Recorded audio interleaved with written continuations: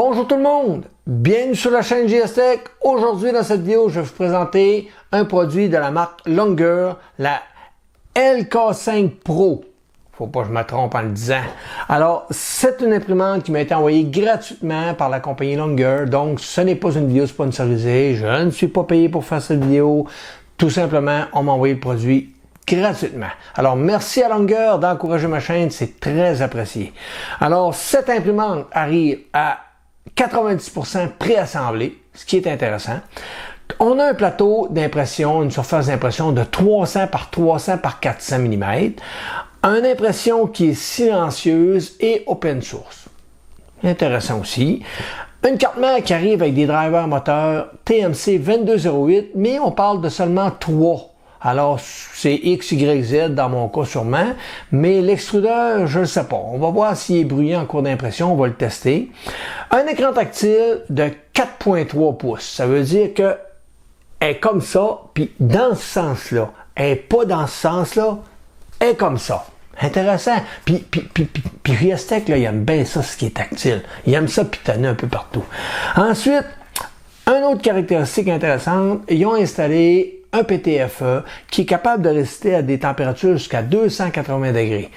Alors, pour ceux qui impriment des filaments exotiques qui ont besoin d'une température très élevée, ça peut être intéressant. Pour ma part, j'utilise beaucoup de PLA, PETG, satisfait très bien à mes besoins. J'ai pas tellement besoin d'imprimer de matériaux précis pour mes besoins personnels. Alors, on va vérifier ça. Donc, c'est sûr que dans la description, je vais vous mettre des liens si vous prévoyez acheter ce produit. Ces liens-là vont encourager ma chaîne, bien entendu. Sinon, on va faire les changements de plan de caméra et on va regarder le déballage de cette imprimante. Alors, nous voici maintenant au déballage de l'imprimante en question. Alors, on va ouvrir la boîte et on va regarder qu'est-ce qu'il y a dedans. Alors, on a un styrofoam qu'on va se débarrasser. Le petit sac en silicone gel qu'on va se débarrasser aussi. On a ici petite clé USB avec une carte micro SD de 8 GB, il semblerait. Petite pièce ici que je sais pas à quoi qui sert. On va regarder ça. Ça semble être une switch de proximité. On va regarder. On va mettre ça de côté. Ensuite, la petite spatule. Petite spatule. On a plus qu'une de ça, là. Puis elle arrive bien aiguisée, surprenant. Elle a un bon tranchant. Alors, surpris, d'habitude, il arrive bien carré. Un petit test de filament. Mais ça, on s'entend-tu qu'il serait quasiment mieux de pas en mettre. Tant qu'à mettre ça, t'en mets pas. En tout cas, on va le prendre, il nous le donne. Petit pamphlet d'instruction pour le montage. Alors, quand même, assez clair. Ça semble être bien indiqué. Fait qu'on va regarder ça. Pamphlet qui est bon des deux côtés. Ensuite, on a ici le cadre de l'imprimante. Alors, on va le mettre de côté ici. Et voilà. On a, qu'est-ce qu'on a d'autre? Ça s'enlève-tu? Ah, ici on a nos tiges. Ça, c'est une de ses caractéristiques. On a des tiges qui viennent renforcer le cadre pour quand on imprime en hauteur, on n'a pas trop de ghosting. Alors, je vais vérifier si on est capable d'enlever ça ici. Ouais, ça s'enlève comme ça, sans problème. Allez hop! Tiens-toi! On a ici un axe. Je peux sortir ça comme ça. Et voilà. On a l'imprimante. Par contre, on a le câblage ici. Alors, il faut que je sorte l'axe X en même temps que je vais déposer tranquillement là-dessus. On va le garder comme ça. Et voilà. Alors, je vais le sortir et je vais vous le montrer. Je vais le mettre tout simplement à terre pour le moment. Et voilà. On a câble d'alimentation. Ici, toutes les petites attaches, clé Allen et la visserie dans un sac. Oh, on a le moteur de l'axe Z. Ici, c'est quoi? Une petite plaque qui doit venir au-dessus pour notre vis sans fin. Dans le fond, on a une clé qui était tombée dans le fond. Ensuite, est-ce qu'il y a d'autre chose? Oui, on a encore ici une petite plaque. OK. Ça ici, notre support de bobine qui est en acier. Et dans le fond là, le plus beau, notre écran. Alors, vraiment intéressant. C'est pas mal, je crois, ce qui met fin au déballage. Ouais, je ne vois plus rien d'autre. Alors, on peut se débarrasser de la boîte. Et voilà. Et on va regarder. Allez hop! OK. Une chance, vous n'avez pas vu ça. Alors, on peut maintenant regarder l'imprimante. Je vais vous la mettre sur la table et je vous montre tout ça. Alors, voici la base de l'imprimante. Alors, ça arrive tout monté. Par contre, faites pas le saut. C'est pas anormal. Le plateau est complètement désajusté. C'est voulu. Beaucoup de compagnies n'ajustent pas les roues parce que dans le transport, ça peut créer un plat sur vos roues. Quand vous allez l'utiliser, ça va donner des coups. Alors, on veut pas ça. Donc, c'est pour ça que les compagnies, souvent, vont envoyer avec un plateau désajusté. C'est voulu. C'est pas parce que le produit n'est pas de qualité du tout, loin de là. C'est même une question de sécurité, de qualité, je trouve, qu'ils fassent ça. Ensuite, ça arrive avec le câble déjà tout monté de la tête d'impression. Alors, on voit que la tête d'impression, par contre, elle est bien ajustée. Ouais, elle n'a pas trop de slack. Elle semble belle. Une petite affaire, on va la vérifier. Et il va nous rester simplement à l'assembler sur notre axe qui est ici, notre support, je veux dire. Alors, on va l'assembler. Par contre, voyez-vous ici, là, je viens de découvrir que ça a un jeu, là. Ça veut dire que mes vis en haut, ils sont pas serrés suffisamment. Donc, il va falloir vérifier ça. Par contre, l'autre côté est parfaite. Donc, ça va être à vérifier. On va faire ça tout au cours de l'assemblage. On a ici notre écran qu'on va déballer. Et voilà. Alors, très bel écran. On va vérifier ça un coup monté. Et c'est pas mal ça. Le reste, c'est les moteurs, ces petites choses-là. Donc, rien de trop intéressant. Fait que ce que je vais faire, je vais vous la monter et on va regarder qu'est-ce que ça donne une fois montée. Alors, je me suis dit, tant qu'à l'avoir sous la main, on va lever le couvercle et voir qu'est-ce qu'elle a à l'intérieur. Donc, on a quand même un ventilateur assez gros qui permet une bonne évacuation de la chaleur. Ventilateur qui se trouve vraiment en face de la carte mère, donc très bien pour ça. Tous les connecteurs arrivent avec des genres de petits tape pour empêcher que le connecteur se défasse. Donc, ça c'est bien, c'est une petite colle. Je dis un tape, mais c'est vraiment une petite colle qu'ils ont mis. Petite colle qui s'enlève assez facilement si on force sur le connecteur, mais dans l'ensemble, va faire que ça ne bougera pas. On voit ici nos trois drivers TMC 2208 et on voit que l'extrudeur a une autre sorte de driver. Alors, est-ce qu'il est bruyant? Ça ne veut pas dire qu'il est bruyant, c'est peut-être juste un autre modèle tout simplement. Ici, je vois, je ne sais pas pourquoi, mais ils ont mis, je ne sais pas si je peux vous le montrer, là, je ne sais pas si vous voyez bien, je vais tasser ça. Ils ont mis ici un radiateur qui est collé, je ne sais pas si c'est une erreur, mais il y a un radiateur qui est collé sur le support de carte micro SD. Alors, ça n'a aucune logique. Donc, je vois pas l'impact d'avoir ça. Il est bien collé, là. Je vois pas pourquoi que c'est là. Ça fera pas refroidir la carte micro SD pour autant. Mais, il est là, on va le prendre. C'est le fun. Ensuite, la carte, c'est une LGT Kit V 1.0. Bien monté dans l'ensemble. Le câblage est quand même correct, là. Il n'y a rien de trop dégueulasse. Tout est propre. Je vais vérifier. On vérifie toujours si nos vis de notre alimentation sont bien serrées. Assurez-vous toujours que si vous avez des connecteurs vissés, toutes vos vis sont toujours bien serrées. Très important. Ensuite, je vais remonter tout ça. L'alimentation, c'est la marque et Monsieur Qingliang, c'est pas à côté de chez nous, là. OK? C'est pas une alimentation qui est faite chez nous, ça. Mais c'est une alimentation quand même je vous dis le wattage, 360 watts à 24 volts. Donc, c'est suffisant pour faire le travail, j'imagine, si on met ça. Alors, on va rassembler tout ça, on procède au montage et on teste ça. Alors, je viens de terminer l'ajustement de mes roues en dessous.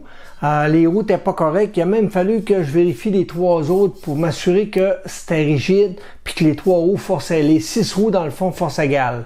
Donc ça c'est standard, ça je vous l'ai déjà montré dans mes autres vidéos comment faire. C'est assez simpliste, mais c'est important de vous assurer que votre plateau bouge bien, qu'il n'y a pas de point dur, que les 6 roues tournent bien, qu'il n'y en a pas une qui est lâche, là, qui tourne dans le beurre. Il faut pas. Alors, mes 6 roues présentement font contact avec le profilé. Le profilé, je me suis assuré qu'il était bien propre, qu'il n'y avait pas de petites poussières ou autre dedans. Ensuite, tout est parfait. Il a fallu que je resserre mes ressorts ici. Les vis en dessous, les ressorts étaient trop slack. C'est normal. C'est encore une fois, c'est dans le transport. C'est voulu. Donc, ayez pas peur de resserrer vos vis parce que quand je faisais ça, mon plateau, il bougeait. Mes ressorts étaient trop, ils n'étaient pas serrés. Donc, assurez-vous que quand vous bougez votre plaque de même, que c'est solide, là, que quand vous y allez comme ça bouge pas, ni comme ça non plus, là. Très important. Puis vous allez avoir un bon rendement de votre imprimante. Alors, je continue.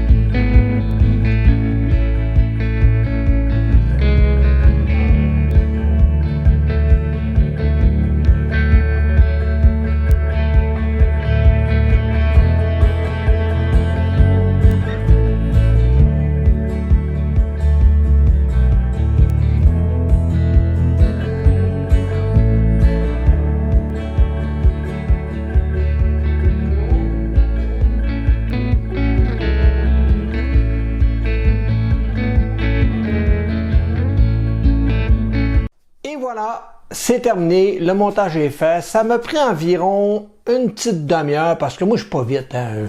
Je vais pas vite, moi je prends le temps, je regarde avec mon équerre si tous mes profilés sont droits, agréablement surpris, tout est beau, les profilés étaient bien machinés, quand je les assemble, ça s'assemble bien, l'imprimante tombe quand même assez droite, j'ai pas eu besoin de forcer mes petites barres de tension ici, tout est beau, il y a l'axe Z, la vis sans fin ici, que l'écrou embrasse en laiton. Il est arrivé complètement dévissé, il tient par 3-4 filets, là. C'est pas anormal. On voit ça souvent avec nos imprimantes quand on les reçoit.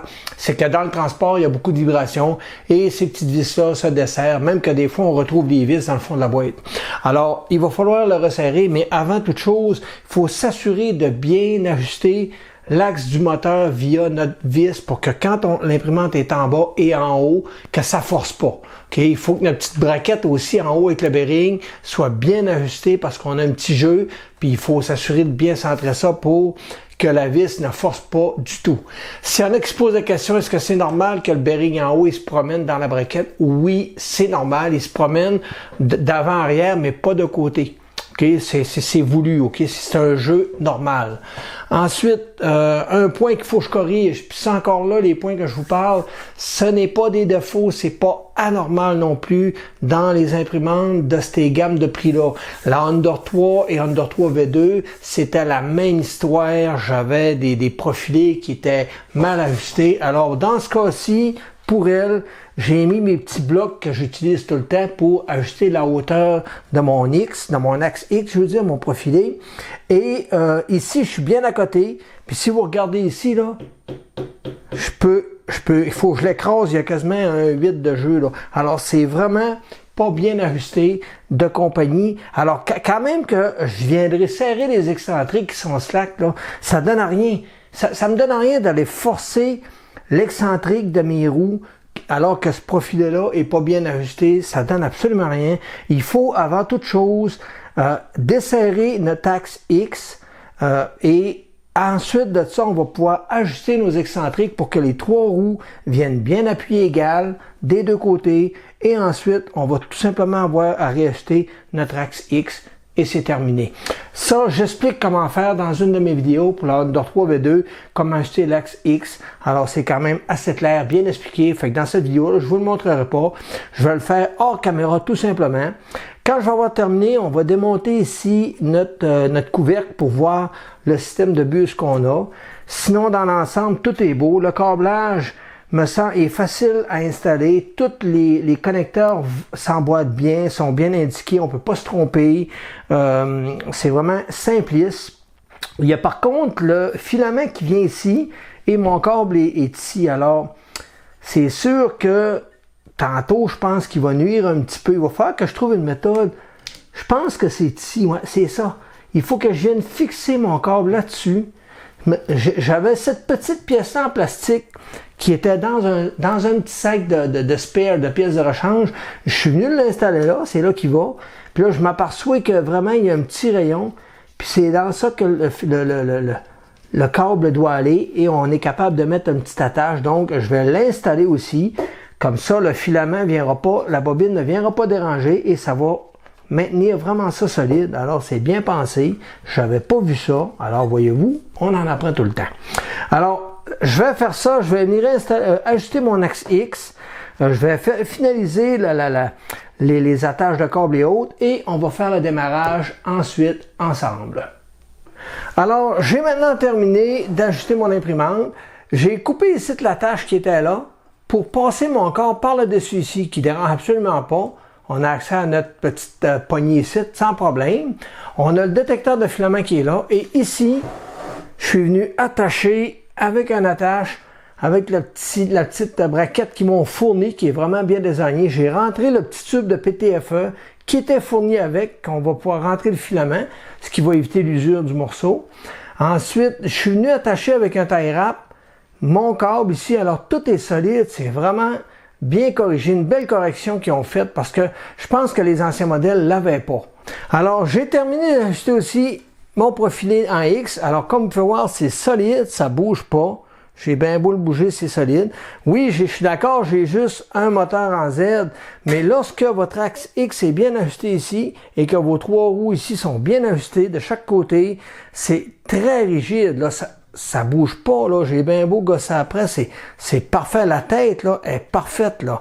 Donc, bien setuper une imprimante, bien ajuster une imprimante, c'est la base. Peu importe le modèle que vous allez acheter, si vous la montez puis que vous prenez pas le temps de bien ajuster votre imprimante, vous allez toujours avoir des problèmes avec. Mais si elle est bien ajustée, vous allez éliminer beaucoup de problèmes au premier démarrage de votre imprimante. Alors maintenant, on est rendu à démarrer notre imprimante pour la première fois. Alors vérifiez, ils mettent un petit sticker ici. C'est bien écrit qu'il faut vérifier si on n'est pas sur le 220 ou sur le 110, OK?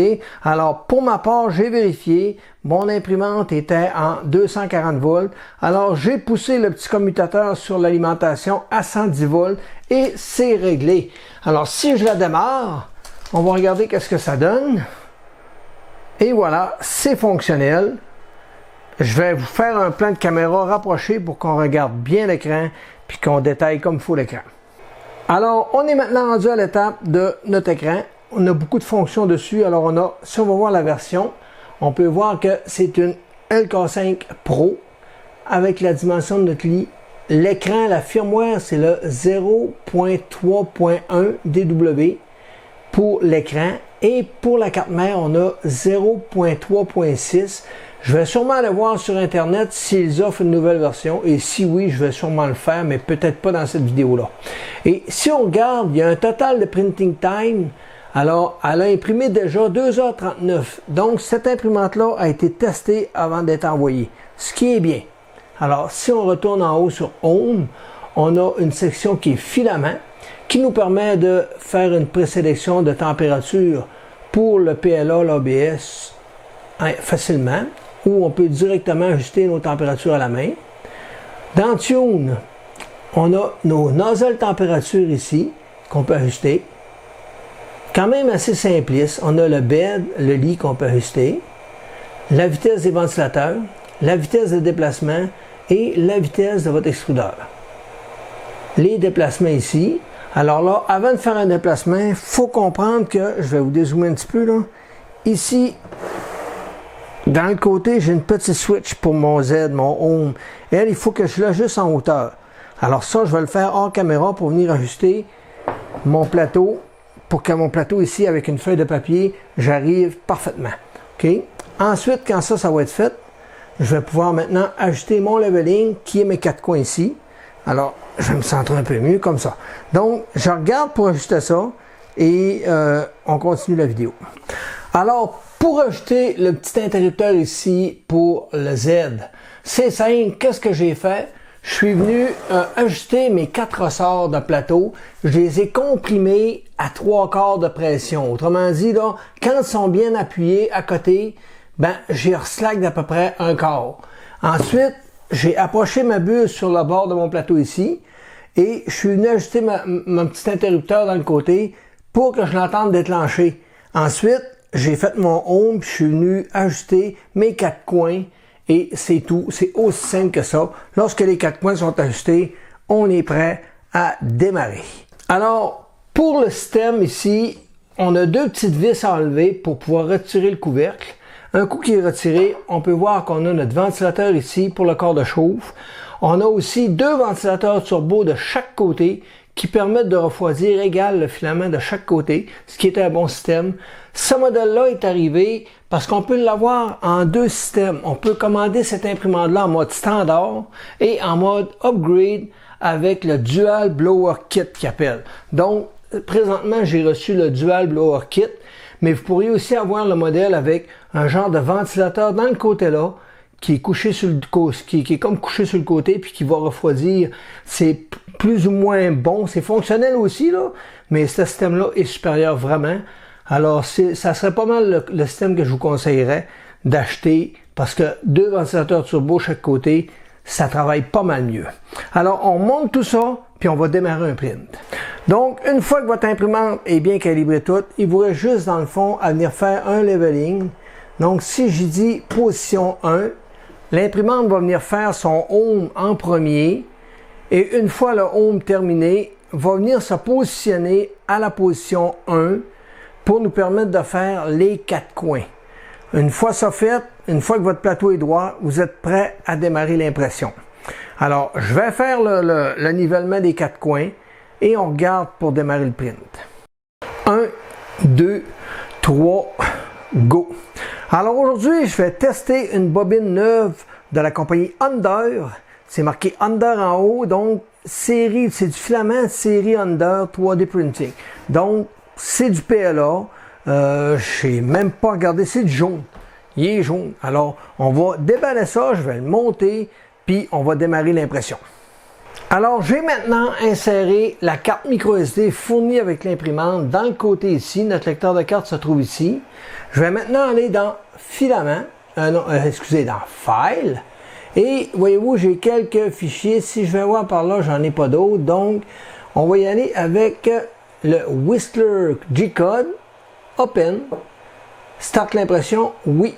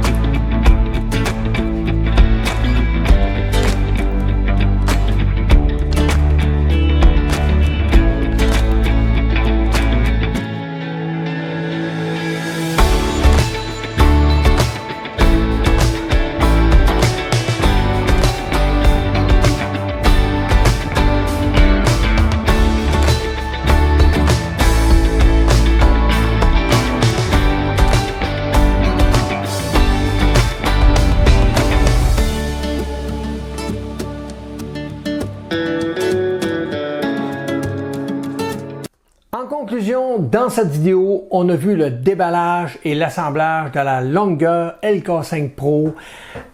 Assemblage et montage qui a vraiment bien été. Ça a pris quoi? Une demi-heure dans mon cas parce que j'ai pris mon temps. Oui, j'ai dû l'ajuster, corriger certains petits points parce que veut pas, c'est pas anormal. C'est quand on reçoit une imprimante de ces prix-là, faut s'attendre un peu qu'il y ait des petits ajustements. J'ai pas vu de grande imprimante, mais mes Under 3, V2 et autres que j'ai eu avaient tous besoin d'un peu d'ajustement pour m'assurer que toutes les roues étaient bien ajustées, que tout était parfaitement d'équerre. Sinon, ça fait pas des imprimantes qui sortent des beaux prints. Alors, celle-ci ne fait pas exception à la règle. Alors, tout simplement, le plateau était pas ajusté sur les excentriques et c'est normal. Les compagnies les envoient comme ça. C'est voulu, c'est pour pas abîmer vos roues. Alors, il faut bien l'ajuster. Il faut s'assurer que les 6 roues qui sont en dessous sont bien ajustées, bien à côté. On en a 3 qui sont fixes, puis on en a 3 ajustables. Alors, il faut vraiment s'assurer que quand on ajuste nos 3 roues, que les 3 autres de l'autre côté sont parfaites. Ensuite, j'ai réajusté mon axe X qui était pas d'équerre. Alors, je l'ai corrigé, puis là, il est parfait. Mes 3 roues d'ajustement sont parfaites. Et mon axe Z va super bien. Il est tendre. Je fais mettre un peu de poids, puis ça descend tout seul. Alors, c'est ce qu'on veut. Sinon, l'amélioration qu'ils ont fait ici pour attacher le câble et mettre un tube de PTFE pour faire suivre le filament. Très belle amélioration. L'écran répond bien. L'écran, c'est parfait. Elle est couleur, c'est tactile, ça va vraiment bien. Le support de filament, il est à l'angle. Veux pas, ton tube PTFE est là. Alors, le filament a tendance à faire une courbe pour rentrer dedans. Ça fonctionne très bien malgré tout. Je pensais que ça allait occasionner peut-être des problèmes, mais non, ça fonctionne très bien. Mais c'est pas une courbe naturelle, là. Idéalement, je l'aurais mis douette, avoir été eux autres, là, mais c'est correct qu'il soit à l'angle. C'est pas un défaut là, en tant que tel. Le ventilateur de l'alimentation, pour ma part, il est trop puissant pour rien. En arrière, on a une très belle aération. Ils ont mis beaucoup de trous en arrière. Dans le fond, ce qu'on aurait besoin, c'est juste un petit ventilateur, tout simplement. Un genre de Noctua ou un Sunon qui fait moins de bruit. Ça aurait été un gros plus parce que les drivers de la carte mère sont vraiment silencieux. On n'entend pratiquement pas les axes. L'extrudeur, à peine, un petit bruit minime qui est complètement pas dérangeant. Alors, pour ma part, tout est beau sur ce côté-là, côté extrudeur, côté axe XYZ, côté bruit, c'est parfait. Il y a juste le ventilateur qui est vraiment un peu trop bruyant pour ma part, malgré que avec mon sonomètre, quand j'étais à peu près à 2 pieds, ça me donnait à peu près 50 dB de bruit. Alors, c'est pas choquant, mais on serait capable d'avoir sûrement 42, 43 dB si on changerait juste le ventilateur qui est là, puis il est tellement accessible, tellement facile à changer. Un petit connecteur qu'on enlève, on remet l'autre ventilateur, c'est terminé, c'est fait, la modification est réglée. Alors, c'est vraiment pas choquant et problématique à changer. Ça vaut même pas la peine de faire une vidéo là-dessus. Sinon, qu'est-ce que je vous dirais? Il y a moyen d'installer un BL Touch. C'est prévu. Il y a même une modif sur le firmware pour le BL Touch, pour le rajouter dessus. Ensuite, l'écran n'a pas besoin d'avoir de mise à jour. J'ai vérifié, puis elle est à jour. Donc, pas besoin de toucher à ça. L'écran et la carte mère, bien entendu. J'ai vérifié les deux. Alors, tout ça est fonctionnel. Tout est parfait. Il y a peut-être, côté pièce de rechange, il donne juste une switch de proximité qui est carrément la switch, d'après moi, pour... Je me demande c'est lequel. Ça doit être la switch GZ, je sais même pas. Parce qu'il n'y a même pas la languette de métal avec. Ou c'est le capteur de filament. Ouais, c'est ça. C'est la switch du capteur de filament qui donne. Alors, je ne sais pas pourquoi il en donne une. C'est rare que ça fait défaut. Il aurait été mieux. Moi, je pense qu'il aurait dû au moins nous donner peut-être une buse, peut-être un petit kit de rechange pour la buse, le corps de chaud, ces choses-là. Ça aurait été un plus, ça. Mais pour ce que ça coûte, c'est pas choquant, je vous dirais, là. Ensuite, j'ai fait des tests d'impression. J'ai fait mes ajustements des 4 coins.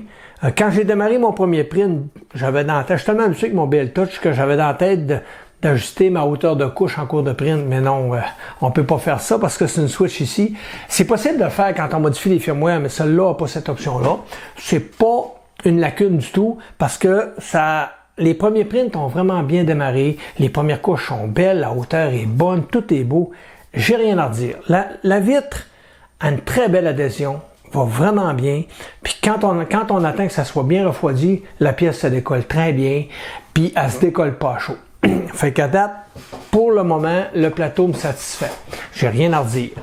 J'ai fait les impressions qui étaient sur la carte. Il y en avait quand même plusieurs, excusez. Il y avait un benchy, bizarrement. Il y avait un cube de calibration, un sifflet et il y avait un genre de vase. Alors, vase qui n'est pas imprimé en mode vase, imprimé normalement. Alors, j'ai fait ces impressions-là. Je vais vous les montrer tout de suite. Ça donne ça. Alors, le sifflet a été imprimé avec le PLA de la marque Under, PLA jaune. Il est vraiment bien sorti. Alors, tout est là. Puis on entend même la petite bille qui est dedans. Alors, tout imprimé d'une pièce, bien entendu. Et vous savez, des fois, je fais des petites niaiseries. Hein, ça m'arrive des fois de faire des niaiseries. Alors, quand il a eu fini d'imprimer, j'ai dit, quand je vais l'essayer.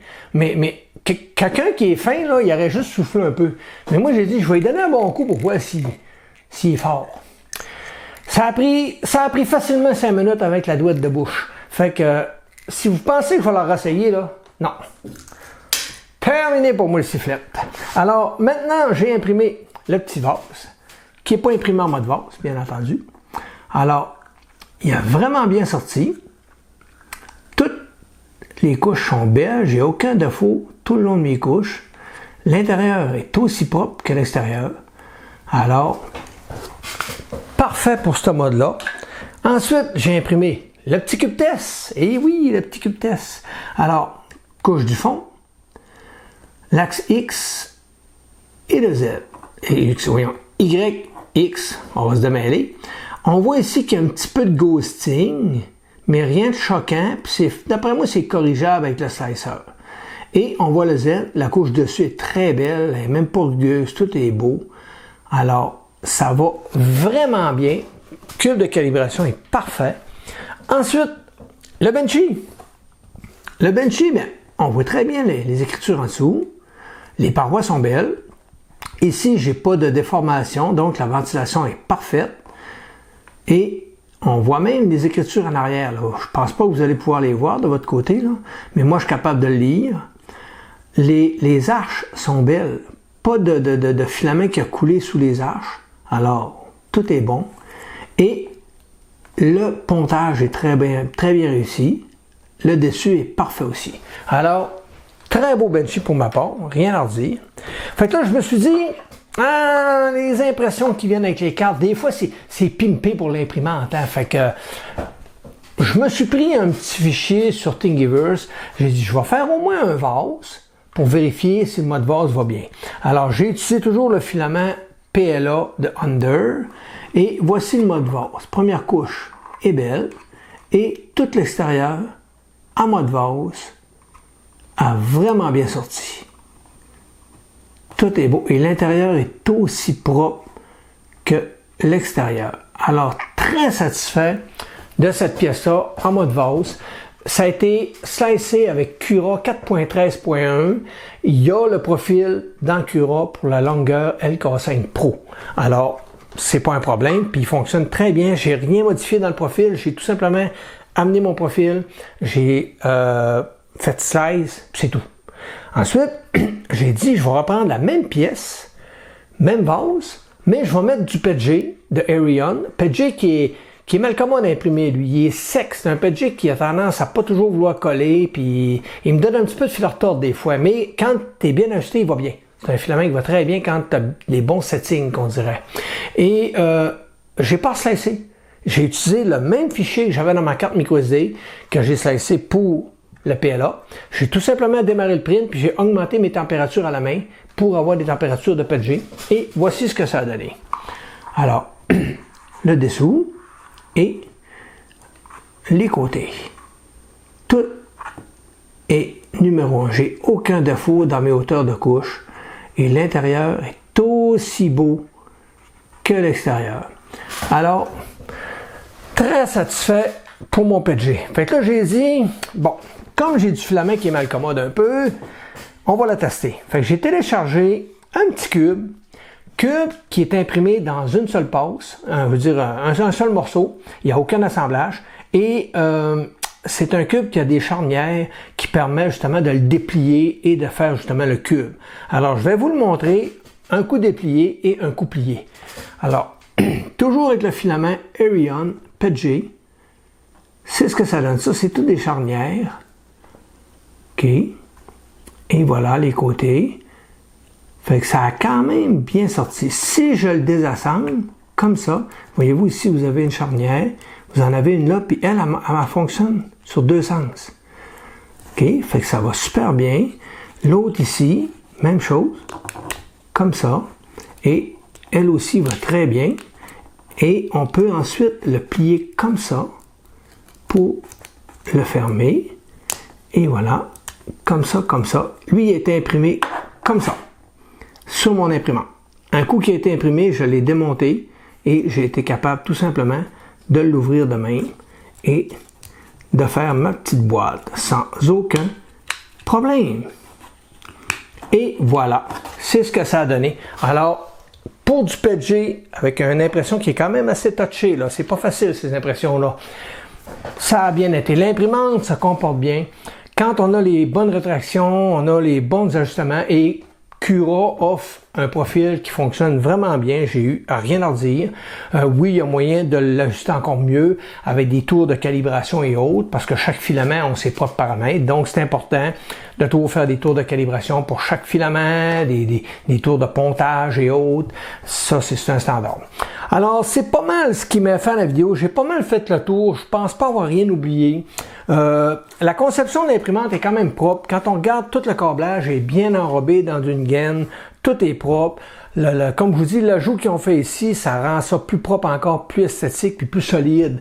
Donc, je pense que c'est une imprimante qui va durer longtemps, qui va vous donner bien des heures d'impression sans aucun problème. Je serais bien surpris. Puis, l'ajout du BL Touch, ça sera peut-être pas un luxe. Pour ma part, je vais sûrement y en installer un. Peut-être faire une vidéo du BL Touch pour l'installation, la mise à jour du firmware et autres. Peut-être. Je vais regarder à ça. En tout cas, si vous avez des demandes ou des questions, écrivez-les dans les commentaires. Ça va me faire plaisir de vous répondre. Puis si je juge que c'est intéressant d'en faire une vidéo, je vais le faire. Tout simplement. Moi, je vous écoute. Hein?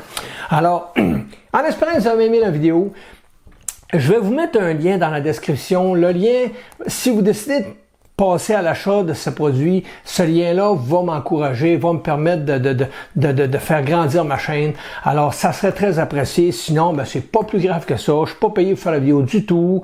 Puis c'est une vidéo qui est honnête, là. J'ai pas eu... Si j'aurais eu quelque chose, je vous l'aurais dit, là. Puis, pas en tout. Ça a vraiment bien été. Mais c'est sûr que si j'aurais sorti la machine de la boîte, puis que j'aurais démarré le print, j'aurais eu des problèmes.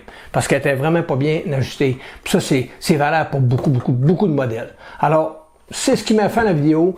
En espérant que vous avez aimé, n'oubliez pas, un petit pouce en l'air, abonnez-vous, bien important, il faut s'abonner. Le petit pouce en l'air, c'est ce qui permet à la vidéo d'être vue. Et laissez des commentaires. Je réponds toujours aux commentaires. Merci beaucoup tout le monde. À la prochaine. Bye bye.